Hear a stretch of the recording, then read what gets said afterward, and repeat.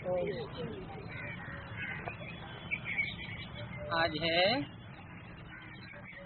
23 जुलाई सन 65 का प्रातः class. Record चला है किसने ये सब खेल रचाया। ओम शांति। तुम बच्चे समझते हो हम अभी ईश्वरीय संतान व संप्रदाय है। अभी ईश्वरीय संप्रदाय है और पहले आसुरी संप्रदाय थे। अभी हमको ईश्वरीय मत मिलती है। आसुरी संप्रदाय से ईश्वरीय संप्रदाय में क्या फर्क बताया। पहले हमको असुरों की मत मिलती थी और अभी हमको ईश्वर की मत मिलती है। क्या मत मिलती है। पतितों को पावन बनाना है। अब हरेक अपनी दिल से पूछते रहे, जबकि हम पतित पावन बाप की संतान हैं, तो अभी हम बाप का धंधा करते हैं व नहीं करते हैं। बाप का धंधा क्या है। पतितों को पावन बनाना। तो हम पावन बनाने का धंधा करते हैं या पतित बनाने का धंधा करते हैं। पूछा, अपने दिल से पूछो।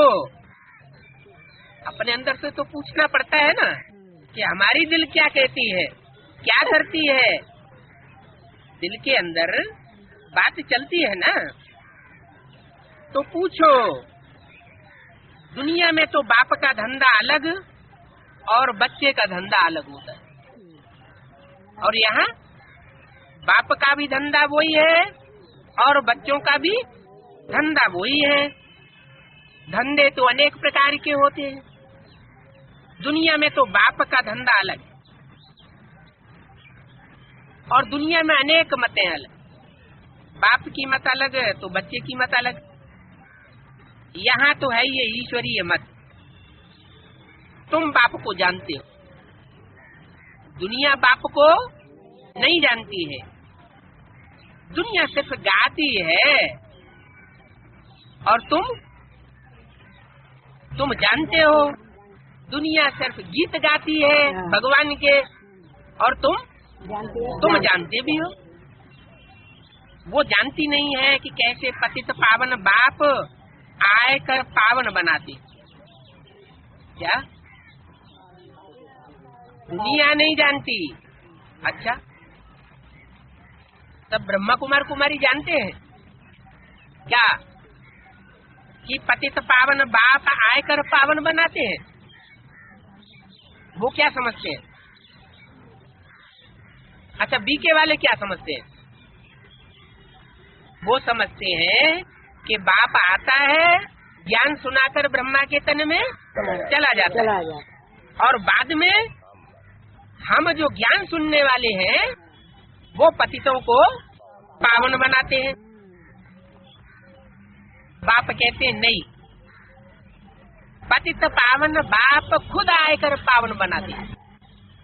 ऐसे थोड़े ही कहते हैं कि हे पतित पावन आओ, ज्ञान सुनाकर चले जाओ।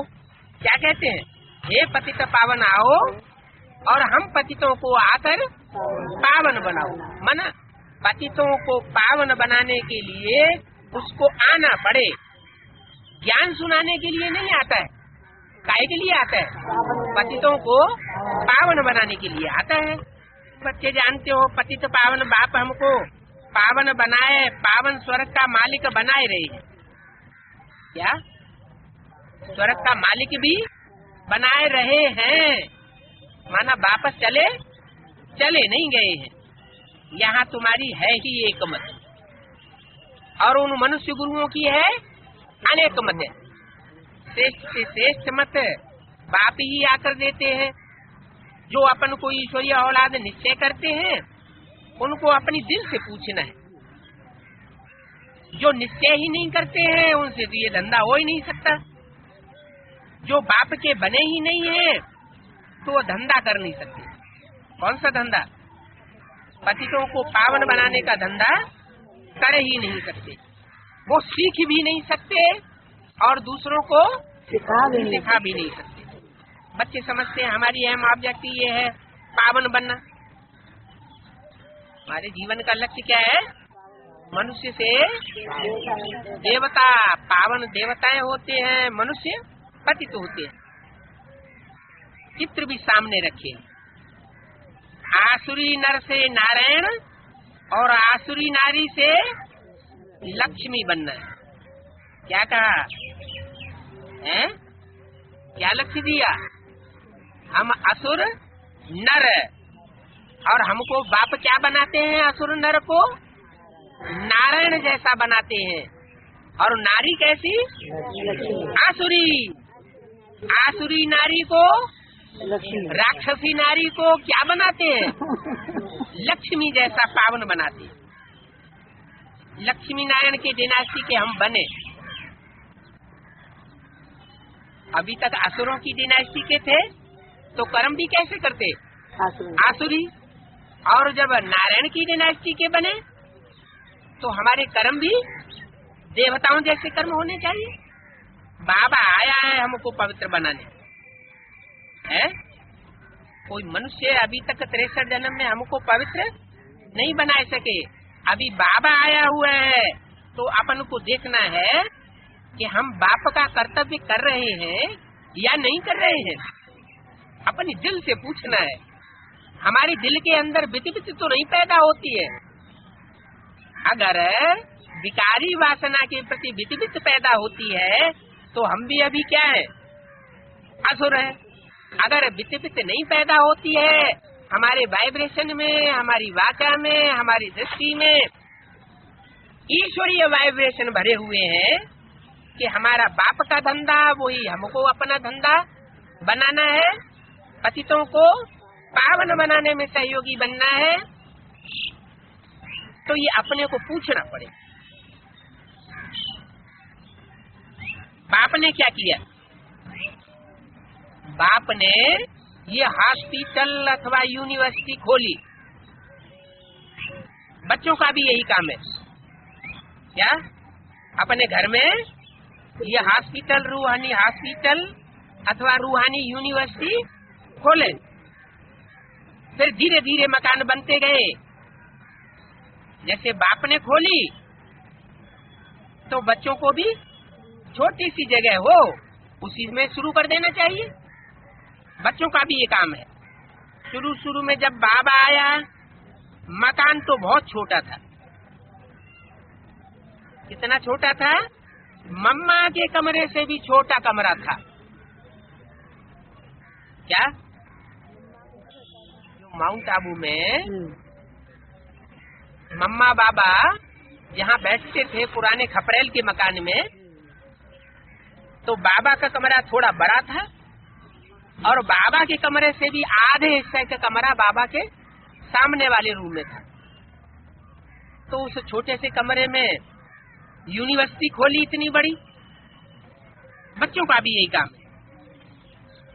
उस छोटे कमरे में ही परमपिता परमात्मा ने आकर हॉस्पिटल, यूनिवर्सिटी खोली।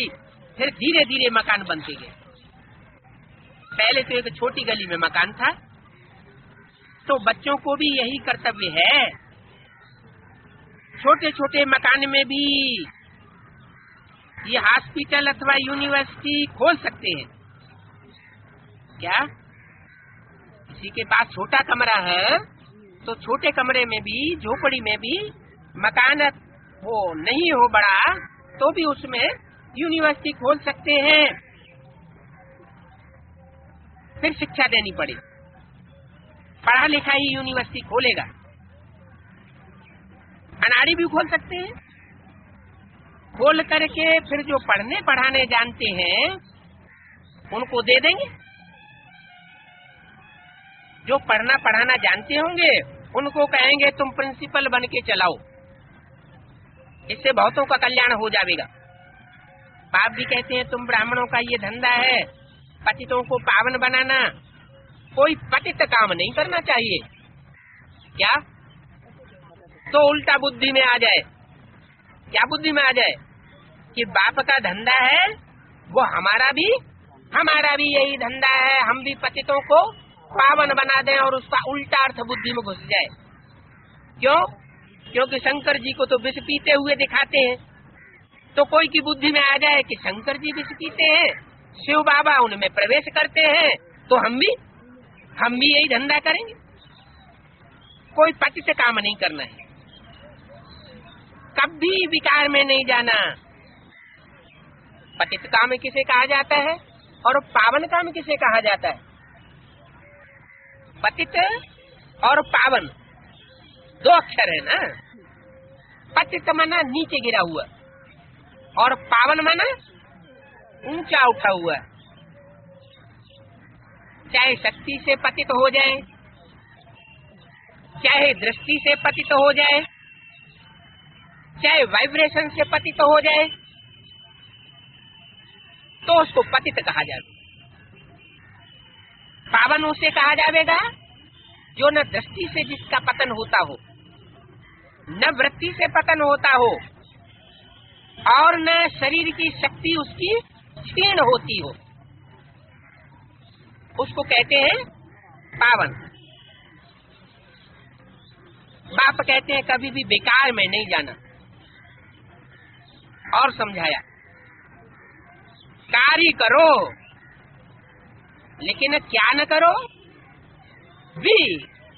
विपरीत कार्य न करो। कार्य करो और विपरीत कार्य न करो।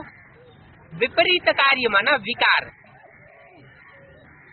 क्या कार्य करो? ऐसा कार्य करो जिससे अपना भी सुखाला मन तन धन बने और दूसरी भी आत्माएं सुख महसूस करे। उसको कहते हैं कार्य। और जिससे दूसरों को दुख हो, उसको कहते हैं विकार। किसको कहना कि पवित्र बनो, ये तो बहुत अच्छी बात। पवित्र बनने के लिए किसी को शिक्षा देना, ये बहुत अच्छी बात है। समझाया जाता है पवित्र के आगे अपवित्र लोग माथा टेकते हैं। क्यों अच्छी बात है? जो पवित्र देवताएं होते हैं, उन पवित्र देवताओं की मूर्तियों के आगे मनुष्य जाकर माथा टेकते हैं। क्यों माथा टेकते हैं? क्योंकि माथा टेकने वाले अपवित्र हैं और जिनके सामने माथा टेका जाता है वो पवित्र है। अच्छा, ये तो दुनिया की बात होगी। ये बात ब्राह्मणों की दुनिया में भी लागू होती होगी या नहीं होती होगी? ब्राह्मणों की दुनिया में भी ये बात लागू होती है। जो जो आत्माएं पवित्र बनती जाएंगी, ब्राह्मणों की दुनिया में उनकी ये निशानी होगी क्या कि जो पतित होंगे वो उसके दर पर आकर माथा टेकेंगे। पावन को माथा टेकने की दरकार नहीं है, दर दर भटकने की दरकार नहीं है। पहले पहले जब भक्ति मार्ग शुरू हुआ तब सन्यासी नहीं थे। द्वापर युग के शुरुआत में महात्मा बुद्ध के आने से पहले सन्यासी नहीं थे, वो तो बाद में आए हैं। महात्मा बुद्ध के भी बाद में आए हैं। उस समय सन्यास कोई ज्ञान नहीं देते, सन्यासी कोई ज्ञान नहीं देते थे। ऐसे नहीं कि उस समय ज्ञान था ही नहीं, ज्ञान तो था। ऋषि मुनि महर्षि उस समय थे, लेकिन गृहस्थ में रहते थे और गृहस्थ में रह करके खुद पवित्र रहते थे और दूसरों को भी पवित्रता का ज्ञान देते थे। असली ज्ञान उस समय था। धीरे धीरे क्या हुआ, पहले हर चीज सतो प्रधान, फिर सतो रजो और तमो हो जाती है। ऐसे ये शास्त्रों का ज्ञान भी पहले सतो प्रधान था, बाद में जब सन्यासी आए तो तमो प्रधान हो गया। ये तो पीछे सर्वव्यापी का ज्ञान निकला है जब सन्यासी आए। शंकराचार्य आए और उन्होंने सर्वव्यापी का ज्ञान सुनाया। पहले ये ज्ञान नहीं था क्या कि परमात्मा हर जगह व्यापक है। पहले बुद्धि में था, जैसे गीता के श्लोक बताता है। क्या बताता है? एक श्लोक है, जहाँ सूरज चांद सितारों का प्रकाश नहीं पहुँचता, वो मेरा परम धाम है। मैं उस परम धाम से इस सृष्टि पर आता हूँ। तो इस दुनिया में तो व्यापक नहीं हुआ ना। जब इस दुनिया में व्यापक नहीं है, एक धाम का रहने वाला है, तो बुद्धि कहाँ एक जगह अटकेगी कि हर जगह भटकेगी? एक जगह अटकेगी। तो पहले ये सर्वव्यापी का ज्ञान नहीं था। पहले तो कहते थे हम ईश्वर और उसकी रचना को नहीं जानते, नेति नेति कहते थे। ये नहीं समझते थे कि ईश्वर बाप है। बाप फिर सर्वव्यापी कैसे हो सकता है? बाप तो जरूर एक रूप में होगा ना। अब तुम बच्चों को समझाते रहते हैं, सर्वव्यापी के ज्ञान ने भारत को कंगाल, बेमुख, नास्तिक, निर्धन का बनाई दिया है। तुम तो अब धनी के बन गए हो। तुम्हारी बुद्धि में क्या है? परमात्मा सर्वव्यापी है या एक व्यापी होकर आया हुआ है? एक व्यापी होकर आया हुआ है, तो तुम धनी के बन गए। फिर और निर्धन को धन का बनाने का तुम पुरुषार्थ करो। बहुतों को तुमने बनाया भी है, तुम तो अब धनी के बने हो। फिर और निर्धन को धन का बनाने का पुरुषार्थ करना पड़े। जो पंडे बन जाते हैं वो धनी का बनाए धनी के पास ले आते हैं। क्या कहा है? जो पंडे बन जाते हैं वो धनी के पास लेकर आते हैं। उनका ये धंधा साबित हो जाता है क्या? ये वो धनी के बने हैं और धनी का बनाते हैं। उनको भी कशिश होती है। बरोबर बेहद के बाप धनी से हमको बेहद का वर्षा मिलता है। बेहद का वर्षा है स्वर्ग की बादशाही। क्या कहा है? आजकल जो बाप वर्षा देते हैं हद के बाप हैं। हद के बाप क्या वर्षा देते हैं? मकान का वर्षा देंगे, बड़ी दुकान का वर्षा देंगे, हैं? बहुत बड़ी कोई खेती का वर्षा दे देंगे। लेकिन बाप कौन सा वर्षा देते हैं? स्वर्ग की बादशाही का वर्षा देते हैं। ये स्वर्ग की बादशाही दुनिया में कोई मनुष्य मात्र नहीं दे सका। कोई भी धर्म गुरु, इतने बड़े बड़े धर्म गुरु हुए, इब्राहिम, बुद्ध, क्राइस्ट, गुरु नानक, विवेकानंद, कोई भी आकर के इस दुनिया को, नरक को स्वर्ग नहीं बना सके। जो काम दुनिया के धर्म गुरु आकर नहीं करते हैं, मनुष्य गुरु नहीं करते हैं, वो बाप आकर के करते हैं। तो बोला नरक में तो यहाँ दुख है। ये हद का वर्षा है नरक। क्या? ये नरक है, हद का वर्षा। नरक में दुख ही दुख होता है, इसलिए इसको बादशाही नहीं कहेंगे, गधाई कहेंगे। इस दुनिया में जो भी लौकिक बाप से प्राप्ति होती है वो क्या है? गधाई है। गधों के सदृश विकार में जाते रहते हैं। गधा क्या करता है? गधे को नहलाओ धुलाओ, फिर उसके बाद लौट जाएगा मिट्टी में। तो मनुष्य भी आज देह अभिमान की मिट्टी में बार बार लौट जाते हैं। अब बच्चों को बाप की सेवा करनी चाहिए, पतितों को पावन बनाना, सारा दिन यही धंधा करना चाहिए। पतितों को पावन कैसे बनावे? पहले तो प्रश्न है हम पावन बने हैं, दूसरों को तो बाद में बनाए। क्या? दूसरों को पावन बनाने का धंधा कौन कर सकता है? जो पहले खुद पावन हो। दूसरों को डॉक्टर कौन बना सकता है? जो पहले खुद डॉक्टर हो। दूसरों को वकील की पढ़ाई कौन पढ़ा सकता है? जो पहले खुद वकील बना हो। है? खुद ही नहीं होगा मास्टर तो दूसरों को पढ़ाई कैसे पढ़ाएगा? तो बोला पहले तो प्रश्न पैदा होता है हम पावन बने हैं, हमारे में कोई विकार तो नहीं है क्या? हमारे में विकार हो और हम दूसरों को पढ़ाई पढ़ाने बैठ जाएं तो क्या होगा? दूसरा भी उतना ही पावन बनेगा जितना हम बने होंगे, न कि हमसे ज्यादा बन जाएगा, नहीं बनेगा। हमारा परमपिता परमात्मा के साथ इतना लव है, इतना प्यार है, अगर लब है, लब का सबूत कहाँ है? सबूत है पतितों को पावन बनाने के धंधे में लग जाना। क्या? जो पतितों को पावन बनाने के धंधे में लग जाएगा, अपने पेट की परवाह नहीं करेगा, उससे साबित होता है, क्या साबित होता है? कि वो पतित से पावन बना है। ये धंधा नहीं करते हैं तो वो ऊंच पद पाए नहीं सकते। कल्प कल्पांतर की बाजी हो जाएगी, समझेंगे इनको तकदीर में नहीं है।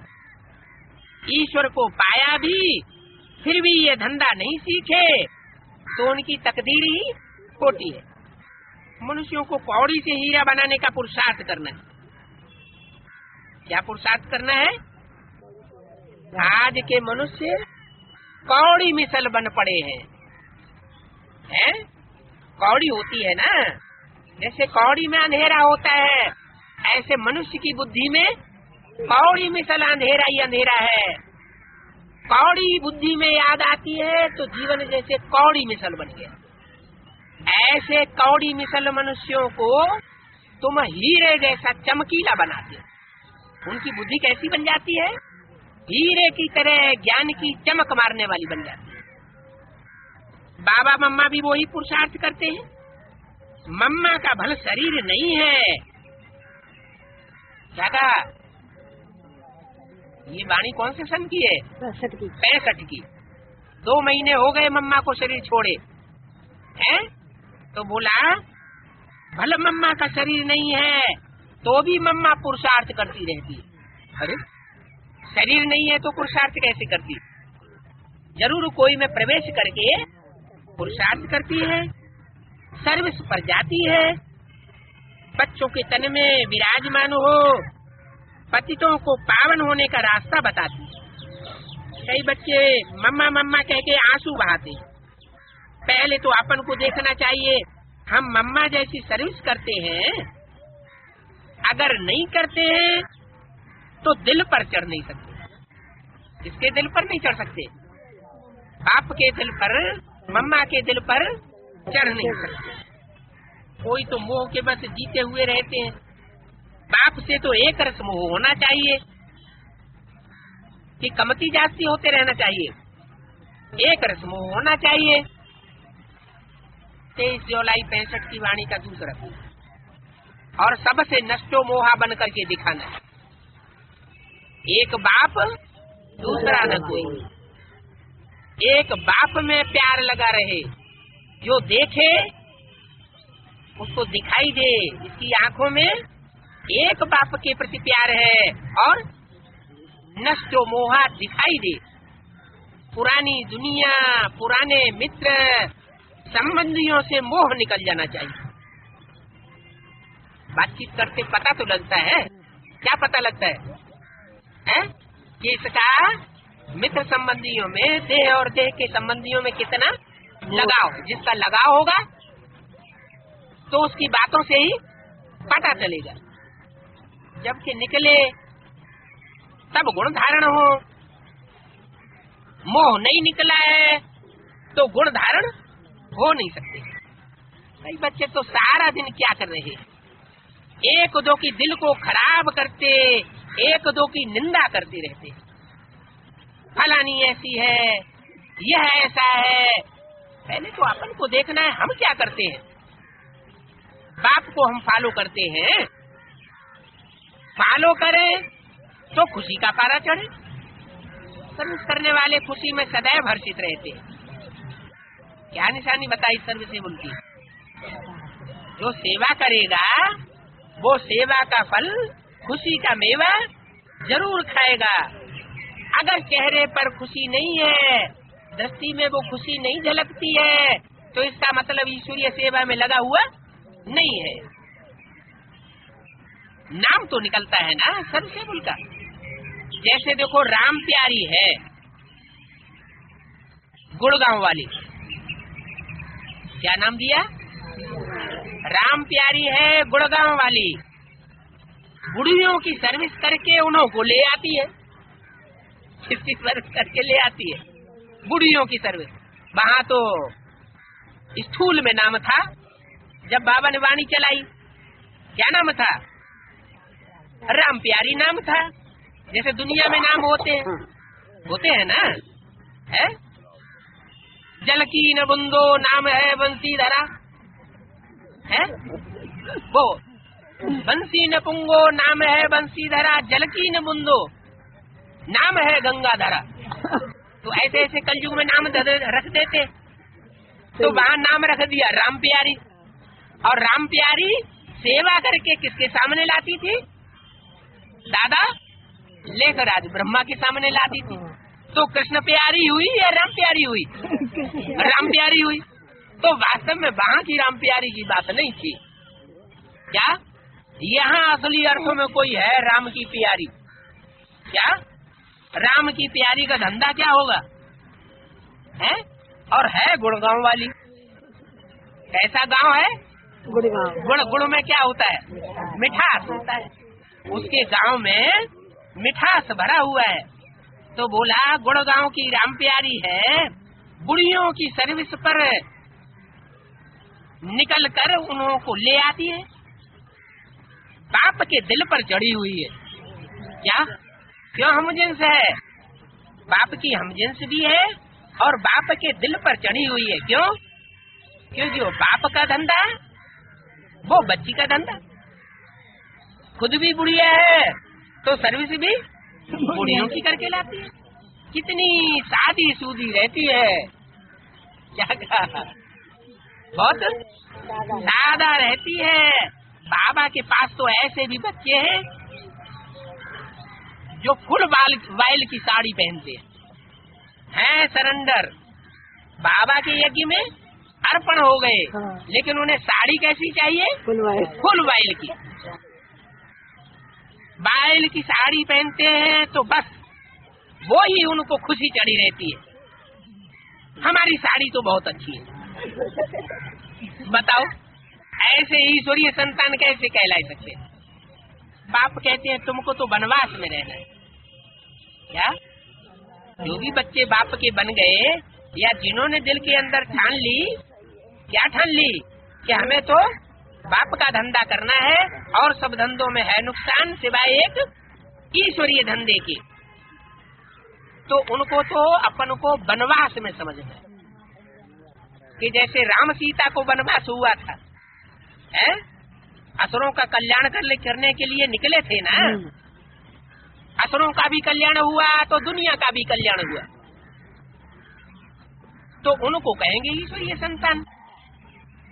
8 चकत्तियों वाला कपड़ा पहनना है, एक दो भी नहीं। क्या कहा है? अगर कपड़ा फट जाए तो क्या करना है? उसमें चकत्ती लगाते जाओ। है? किसी से मांगने की दरकार नहीं है। मांगने से मरना भला। ऐसा समय भी आवेगा। क्या कहा? अभी तो पहन लो बाइल की साड़ी। ऐसा भी समय आने वाला है क्योंकि एटम बम बन चुके हैं। जब एटम बम फटेंगे, अकाल पड़ेगा, तो पानी की बूंद मुंह में नहीं जाएगी लोगों के, हैं? और कपड़े के कारखाने तो सारे बंद हो जाएंगे। तो ऐसा समय भी आना है। ऐसा समय जो 8 चकत्तियों का कपड़ा पहनना पड़ेगा।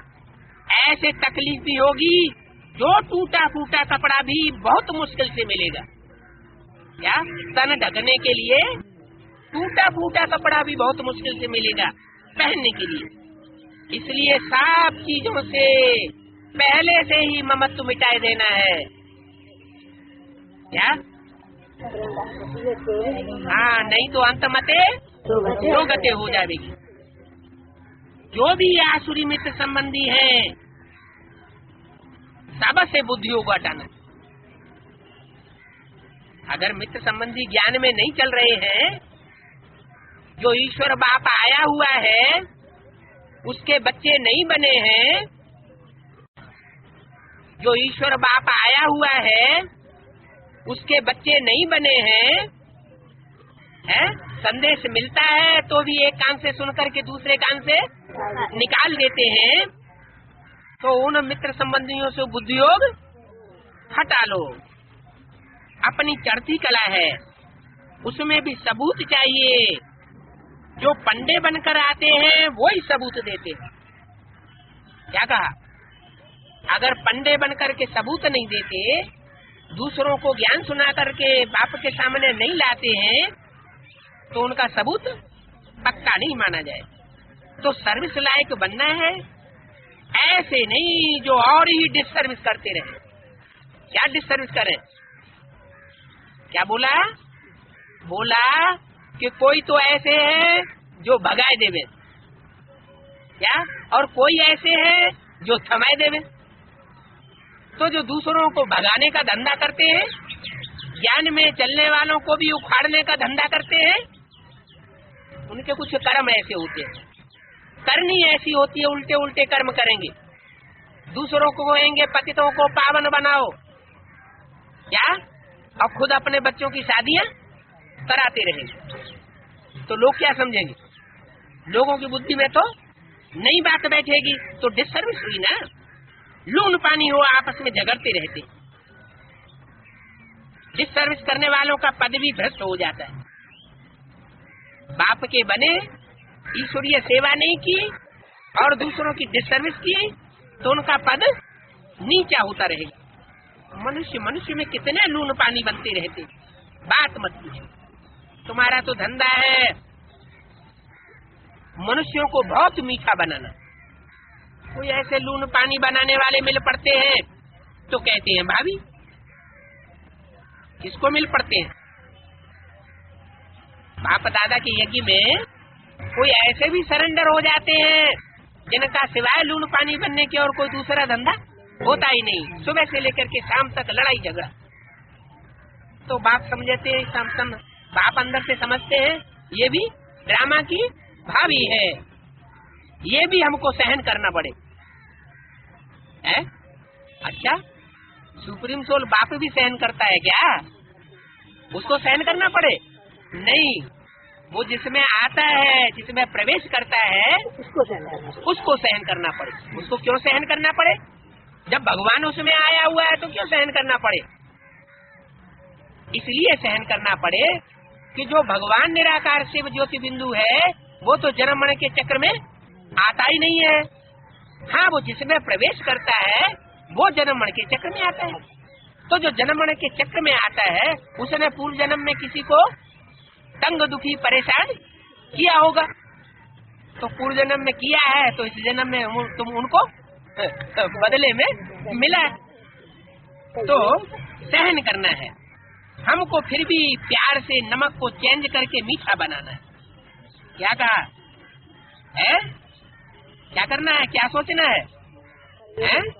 अगर हम नमकीन स्थान में जन्म लिया है, वहाँ सब नमकीन नमकीन है, खारी है, उनकी वाचा ही बड़ी खारी है। नमकीन कहाँ का प्रसिद्ध है? सागर में तो कोई बसाहट ही नहीं होती है। भारत में नमकीन प्रसिद्ध है गुजरात का, और भारत में नमकीन प्रसिद्ध है फर्रुखाबाद का। तो अगर किसी ने फर्रुखाबाद में जन्म लिया हो तो वहाँ के लोग कैसे होंगे? खारी होंगे कि मीठे होंगे? खारी होंगे ना। तो बोला कि यहाँ तो कोई ऐसे भी आ जाते हैं, ऐसे भी मिल पड़ते हैं जो लून पानी होते रहते हैं। तो समझना चाहिए कि हमको ये लून पानी का जो देश मिला है और व्यक्ति मिले हैं, तो हमने इनको तंग दुखी पूर्व जन्म में किया होगा, इसलिए ये हमको कर रहे हैं। सहन कर लेना चाहिए। देखो, सूर्य में, बादल में कितनी ताकत है, सूरज में कितनी ताकत है। जहाँ बहुत बदबू फैल रही हो, जानवर सड़ रहे हो, तो सूरज क्या करता है? 2-4 रोज में उन सड़े हुए जानवरों को सुखा देता है और बदबू सारी सोख लेता, खत्म कर देता है। तो जैसे सूरज में ताकत है, बादल में कितनी ताकत है? पानी है ना, पानी कितना तब्दीली कर देता है। दुनिया में अकाल पड़ा हुआ हो, कितने दुखी मनुष्य हो जाते हैं, पानी क्या कर देता है, सरसब्ज कर देता है। तो बादल में कितनी ताकत है, खारे सागर से पानी खींच करके उनको मीठा बनाते हैं। तो ये भी उनकी सर्विस है ना। इसलिए इंद्र देवता कहते हैं, क्या कहते हैं, इंद्र देवता ने बरसात बरसाई। कोई इंद्र देवता ऐसा होता नहीं है, ये तो ज्ञान की बरसात है। इस दुनिया में चारों तरफ कैसे लोग रहते हैं, दूसरों का दिल खराब करने वाले लोग रहे पड़े, चारों तरफ लून पानी हुए पड़े हैं। ऐसी दुनिया में रह करके परमात्मा बाप आकर के ऐसी ज्ञान की पराकाष्ठा कर देते हैं। जिस ज्ञान की पराकाष्ठा के आधार पर उन खारी लोगों को भी मीठा बना दिया जाता है। तो कहते हैं इंद्र देवता बरसात बरसाते हैं, तो बच्चों में इतनी ताकत भरनी चाहिए। लून पानी हो तो भी उनको योग बल से मीठी जबान से मीठा पानी बना देना चाहिए। ऐसे नहीं कि और ही खारा बना दो। अगर कोई खारों का सबाका पड़ जाए और उनके सामने खारी होना शुरू कर दो तो क्या होगा, दोनों में झगड़ा हो जाएगा। कोई खारा भी बनाई देते, लड़ाई लड़ने वालों को और ही लड़ाई झगड़े वाला बनाए देते हैं, तो उनकी शक्ल पधरी हो जाती। ज्ञान मिला, ईश्वर का ज्ञान मिला और दूसरों की हालत बजाय संभालने की ओर खराब कर दी, तो उनकी हालत कैसी हो जाएगी, शक्ल ही पधरौनी हो जाती है। खारे की शक्ल सांवरी और मीठे की शक्ल गोरी होगी। तुमको तो खुद भी गोरा बन करके समझ, सांवरे को गोरा बनाना है। बहुतों को पावन बनावेंगे तो बाबा इनाम भी देंगे।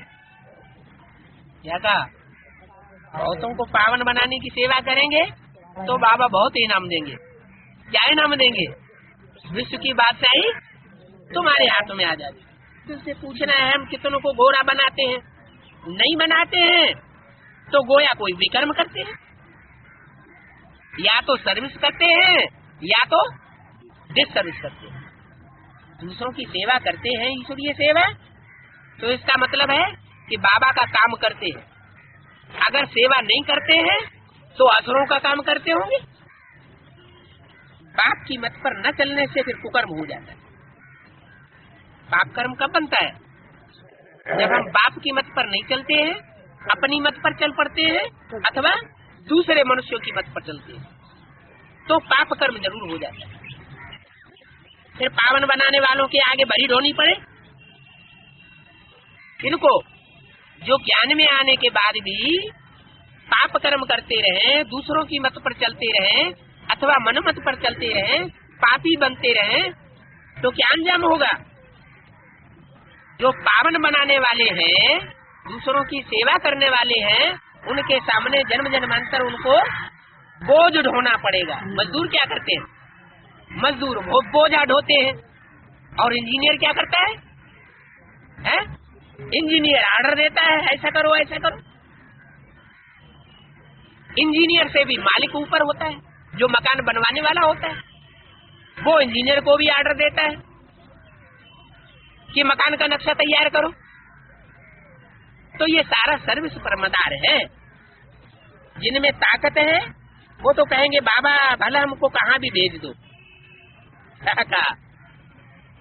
जिनमें शक्ति होगी वो ये कभी नहीं कहेंगे कि बाबा हमको यहाँ नहीं जाना है, वहाँ नहीं जाना है, यहाँ सर्दी है, वहाँ गर्मी है, वहाँ हमको कौन देखेगा। जो पावरफुल आत्माएं होंगी तो बाबा कहीं भी उनको भेज दे तो क्या करेंगी, वही परिवर्तन करके दिखाएंगे। क्या करेंगी, उनको अफ्रीका के हवसियों के बीच में डाल दिया जाए तो वहाँ भी बाग बना करके दिखा देंगी, बढ़िया बगीचा बनाएंगे। तो जिनमें ताकत है वो कहेंगे बाबा हमको बल कहाँ भी भेज दो। इस तरह अस्पताल तो बहुत खुल सकते हैं, परंतु डॉक्टर भी अच्छा होना चाहिए। हॉस्पिटल बहुत बड़ा बना दिया जाए और उसमें डॉक्टर अच्छे न हो तो कोई को भी सफा मिलेगी नहीं। कोई चरिए खरिए डॉक्टर तो कोई को उल्टी सुल्टी दवाएं दे करके मार भी डालते हैं। तो यहाँ ऐसा चरिया खरिया डॉक्टर नहीं बनना है जो कोई अच्छी खासी आत्मा को उल्टा ज्ञान सुना करके उनका डब्बा गोल कर दे। यहाँ तो ईश्वरीय दरबार है, सबका खाता बाप के पास है। वह तो अंतर्यामी है ना। कौन? जो सुप्रीम सोल बाप है वो तो अंतर्यामी है ना, वो अंतर्यामी है। और बहिर्यामी कौन है? जिसमें प्रवेश करता है वो बहिर्यामी है। वो बाहर से समझता है, पहचानता है, आंखों से देख करके, बातचीत करके, वाइब्रेशन से वो पहचानता है, चलन से वो पहचान लेता है कि ये कैसा है। और सुप्रीम सोल बाप शिव तो सबके अंदर की जानता है। अभी बच्चों के अंदर को बाप जानते हैं। ये है बाहरयामी। कौन? जिसमें वो निराकार प्रवेश करता है वो है बाहरयामी। निराकार कौन? शिव ज्योति बिंदु, जिसका बड़ा आकार शिवलिंग बनाया जाता है मंदिरों में। जैसे हम आत्मा बिंदी, निशानी लगाते हैं ना बिंदी की, तो जैसे हम आत्मा बिंदी है, बिंदी की रोशनी इन आंखों से निकलती है, ऐसे ही हम आत्माओं का बाप परमात्मा शिव भी ज्योति बिंदु है। वो बिंदु का बड़ा आकार ऋषियों महर्षियों ने क्या बना दिया? बड़ा शिवलिंग बना दिया पूजा करने की सुविधा के लिए। बाकी इतना बड़ा है नहीं।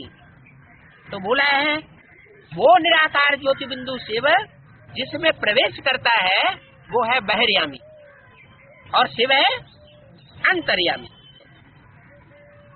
ये भी और को पावन बनाने का पुरुषार्थ करते हैं। बाबा कितना रहम दिल, अकेला तो नहीं करेंगे, जरूर कोई से करावेंगे।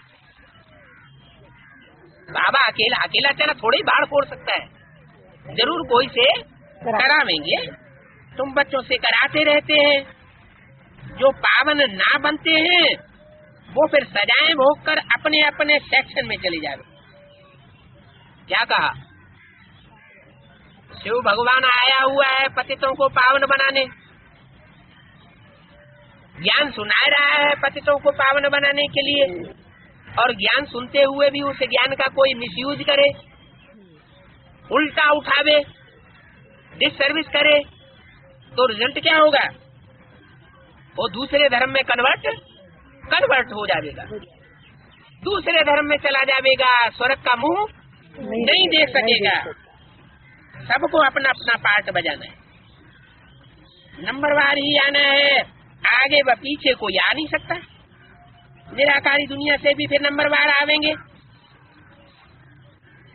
क्या? जब दुनिया का विनाश होगा तो सब अपना अपना चोला छोड़ करके परम धाम बाप के घर में जावेंगे, और वहाँ से जब नई दुनिया में आवेंगे इस सृष्टि में, तो नंबरवार आवेंगे।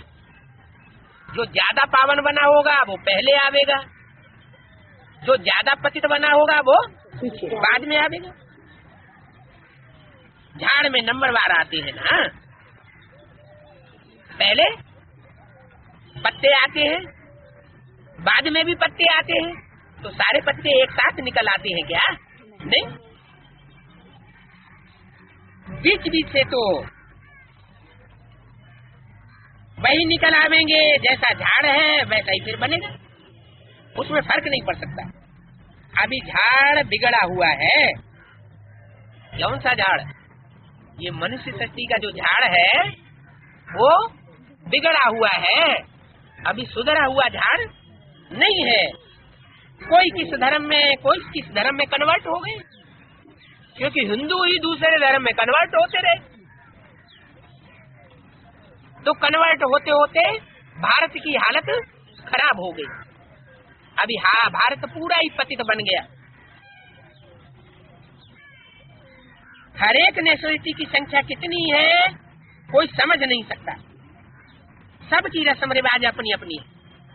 तुम जानते हो जैसे सभी मूल वतन में थे नंबरवार, उसी अनुसार ही हिसाब किताब चुक कर वहां जाए सबको रहना। ऊपर में निराकार आत्माओं का झाड़ होगा। क्या परमधाम में कोई साकारी शरीर नहीं जावेंगे, वहाँ निराकारी आत्माओं का झाड़ होगा। कितना स्पेस लेते होंगे वो निराकारी आत्माओं का झाड़, कितनी जगह घेरता होगा? बहुत थोड़ी। जैसे पोलार आकाश तत्व तो बहुत बड़ा है और मनुष्य कितनी थोड़ी स्पेस में रहते हैं। ये आकाश जो है ना, इस आकाश में सूरज भी है, चांद भी है, सितारे भी हैं, बड़े बड़े ग्रह नक्षत्र हैं, लेकिन मनुष्यों की जो बसात है वो पृथ्वी पर ही है। तो इतनी बड़ी आकाश के अंदर इतने बड़े ग्रह उपग्रहों की दुनिया, नक्षत्रों की दुनिया देखने में आती है, लेकिन मनुष्य पृथ्वी पर बहुत थोड़े हिस्से में रहते हैं। पृथ्वी में भी 3 हिस्सा तो पानी पानी है, सागर है, और 1/4 जमीन है, उसमें मनुष्य रहते हैं। समझ में आता है इतने मनुष्य हैं। सागर में तो मनुष्य नहीं रहते होंगे। सागर के इस किनारे धरती पर मनुष्य रहते हैं। सागर का अंत कोई पा न सके। सागर की गहराई कितनी है वो आज तक किसी ने नाप नहीं पाई है। यहाँ कौन सा सागर है? यहाँ ज्ञान सागर है। कोई ज्ञान सागर की आए खुदाई करने लगे, देखे ये कितने गहरे पानी तक है, तो कोई पहचान ही नहीं सकता कि सागर कितना गहरा है। वैसे आकाश का भी अंत नहीं ले सकेंगे, न आकाश का अंत और न सागर का अंत। इम्पॉसिबल है। ऊपर जाने की कोशिश तो करते हैं। 23 जुलाई 1965 की वाणी का तीसरा। ऊपर जाने की कोशिश करते हैं, आखिर समझते हैं कि अनाज खूट पड़ेगा, क्योंकि दुनिया में मनुष्यों की आबादी बढ़ती जा रही है। भूख मरेंगे तो इंतजाम तो कुछ करना पड़े, तो रॉकेट लेकर के ऊपर जाते हैं दूसरे ग्रह उपग्रह में कि देखें कहीं जमीन मिल जाए। अब ऊपर जाने के लिए भी अनाज तो साथ में लेना पड़े ना, खाने पीने का सामान तो लेना पड़े। अनाज खूट पड़े, भूख मरेंगे तो लौट आते हैं। अंत निकालने जाते हैं आकाश का, सागर का, परंतु बेअंत। बाप को बुलाते इसलिए हैं कि आकर हमको पति से पावन बनाओ। ऐसे नहीं कहते हैं कि जाकर के अंत लेवे आकाश का। हम आत्मा ऊपर रहते हैं तो भी स्पेस बहुत थोड़ी लेती है। आकाश तत्व तो बहुत बड़ा है। ऐसे नहीं ईश्वर वहां बैठे ट्रायल करते हैं, देखें आकाश कितना लंबा है। ये ख्याल कब बुद्धि में नहीं आ सकता। उनकी बुद्धि में है ये ड्रामा का ज्ञान। ड्रामा में कैसे आत्माएं पार्ट बजाती है, ये ईश्वर बाप की बुद्धि में है। ऐसे नहीं ये तत्व का पता निकलता होगा, यहाँ से गया और अपनी जगह पर जाकर बैठे, कोशिश कुछ नहीं करता है। बाबा कहते हैं मैं थोड़ी ये कोशिश करता हूँ, ये आकाश तो बेअंत है। अच्छा, इनका अंत पाने से फायदा क्या होगा? सागर का अंत पाने से कोई फायदा होगा? कुछ भी फायदा नहीं होगा। वो मनुष्य तो वैज्ञानिक तो ये समझते हैं कि दूसरे ग्रह उपग्रहों में कोई बसाहट होगी, कोई जीव जंतु रहते होंगे, तो हम भी वहां जाकर के रहने लग पड़े। लेकिन दूसरी कोई दुनिया नहीं है सिवाय पृथ्वी के जहाँ जीव जंतु रहते हो। फायदा है पतितों को पावन बनाने में। आत्मा निर्वाण धाम से यहाँ आए पाठ बजाती है, बाप भी आए करके पाठ बजाते हैं। वो है शांति धाम। वहाँ कोई संकल्प नहीं आता है कि हम ये देखें वो देखें। कहाँ? परम धाम में जब हम आत्माएं विनाश के काल में ये शरीर छोड़ छोड़ करके परम धाम जावेंगी बिंदु बिंदु आत्माएं, तो वहाँ कुछ देखने करने को हमें इच्छा नहीं होगी। यहाँ मनुष्य देखो क्या क्या करते रहते हैं, कितनी मेहनत करते हैं आकाश का अंत लेने की। बच्चे जानते हैं बाकी थोड़ा समय है, लड़ाई लग जाएगी, फिर उनके यह आवाज आदि सब खत्म हो जाएगा, ऊपर में जाना करना ही बंद हो जाएगा। अभी तो बड़े बड़े एरोप्लेन बनाते हैं और ऊपर आकाश में प्लेनेट बनाकर घूमते रहते हैं, लड़ाई लग जाएगी। अभी थोड़ा समय, ये सब पैसे बर्बाद करके कोई फायदा नहीं है। जो बड़े बड़े प्लेनेट बनाए रहे हैं, दूसरे ग्रह उपग्रह में चंद्रमा में जाते हैं, इनमें पैसा तो खर्च होता है ना, लेकिन ये पैसा खर्च करने से कोई फायदा नहीं है। समझो कोई जाते हैं, क्या भी आकर के बताते हैं, भरोसा तो कुछ नहीं। व्यास ने ही शास्त्रों में कितने गपोड़े बैठे बनाए हैं, ये ऊपर में जाते हैं, पता नहीं क्या आकर के बतावेंगे। फोटो आदि कुछ थोड़े ही निकाल सकते हैं, ये तो सभी अभी विनाश हो जाना है। Waste of time, waste of energy, waste of money, सबका यही हाल है। सिवाय तुम बच्चों के तो भी जो पुरुषार्थ करते रहते हैं कि हम जाए बाप का परिचय देंगे, बाप से वर्षा लेवे। बाप का हाईएस्ट पार्टी भी ड्रामा में है, नई दुनिया के लिए लायक बनाना, ये बाप का पार्ट। अब तो सच्चिकांत आ गया है, कितना ये मारथा मारते हैं, टाइम वेस्ट करते हैं, फायदा कुछ नहीं। एवरेस्ट की चोटी पर जाकर खड़े हो जाते हैं। हिमालय पहाड़ है, उसमें एक बहुत ऊंची चोटी है, हजारों हजार फीट ऊंची बर्फ की चोटी। उस बर्फ की चोटी पे चढ़ते चले जाते हैं, मारे अहंकार के चोटी पे जाके खड़े हो जाएंगे। बाप कहते हैं इससे कोई फायदा नहीं, कोई फायदा नहीं। मुक्ति, जीवन मुक्ति तो उनको कोई मिल नहीं सकती। मुख्य बात है मुक्ति और जीवन मुक्ति। क्या काहे से मुक्ति? दुख दर्दों से हमको मुक्ति मिल जाए। और कैसी मुक्ति मिल जाए? जीवन में रहते हुए दुख दर्दों से मुक्ति मिल जाए, हमें दुख अनुभव न हो, सुख अनुभव हो।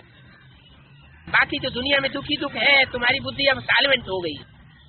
तुम पुरुषार्थ करते हो औरों को भी आप समान बनावे।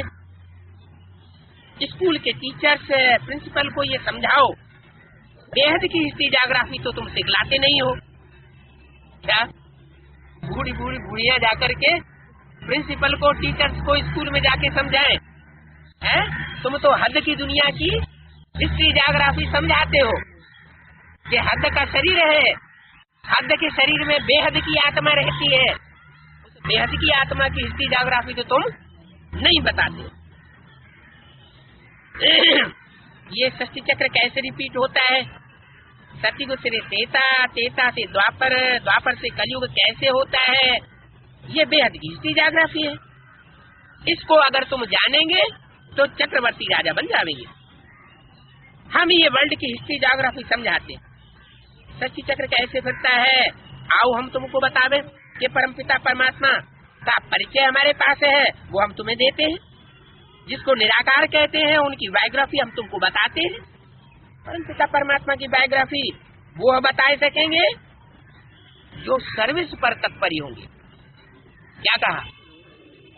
परमपिता परमात्मा की जीवन कहानी कौन बता सकेगा?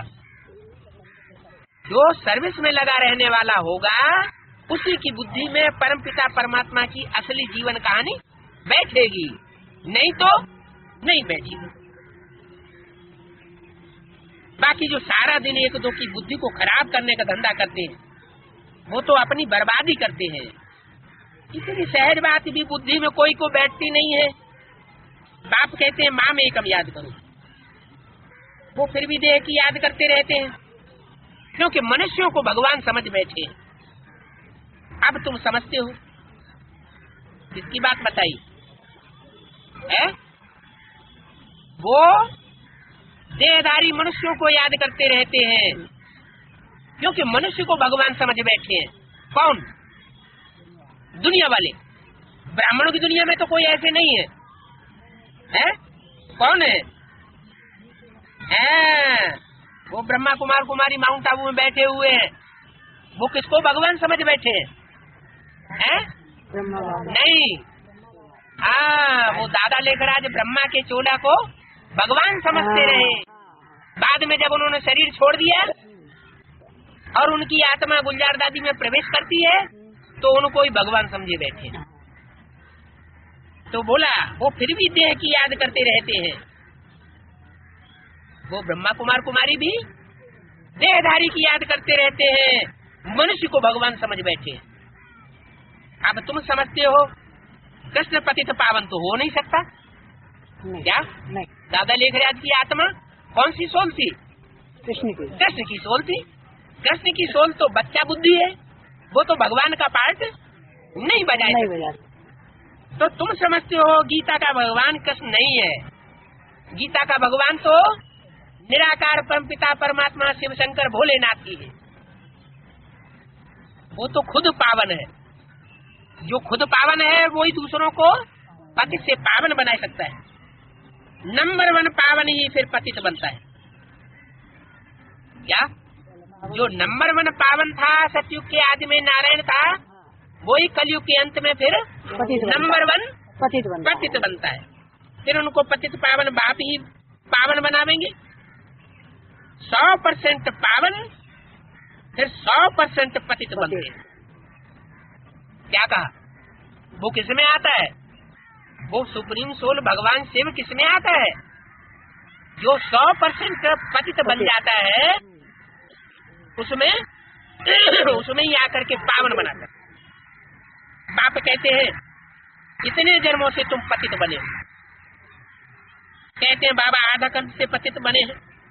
पहले बाप का परिचय देना है तो उन्हों की बेकर्म विनाश हो जाने। वो तो है ही तत्व योगी। कौन? जो ब्रह्मा के चोले को याद करते हैं वो कौन है? तत्व योगी है, ब्रह्म योगी है। वो भगवान के स्वरूप को याद नहीं जान सकते, ब्रह्म का ही ज्ञान देंगे।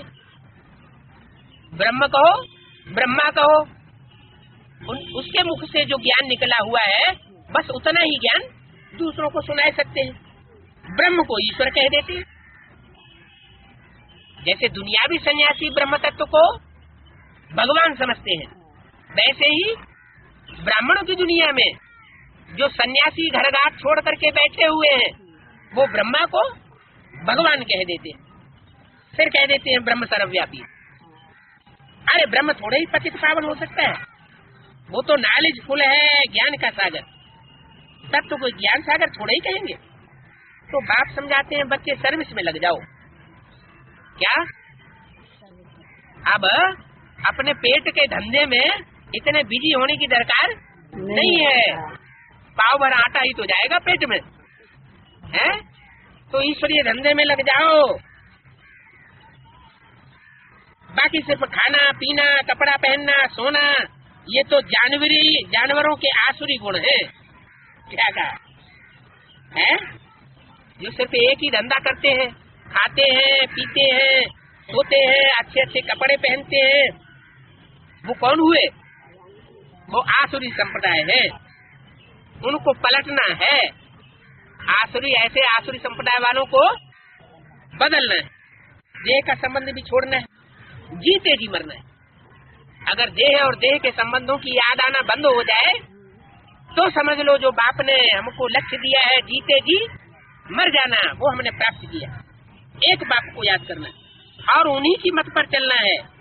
ये बेहद का सन्यास सिवाय बेहद के बाप के और कोई नहीं सिखला सकता। रहना है घर गृहस्थ में, देह और देह के संबंधियों के साथ रहना भी है, लेकिन उनसे बुद्धि योग हटा के रहना।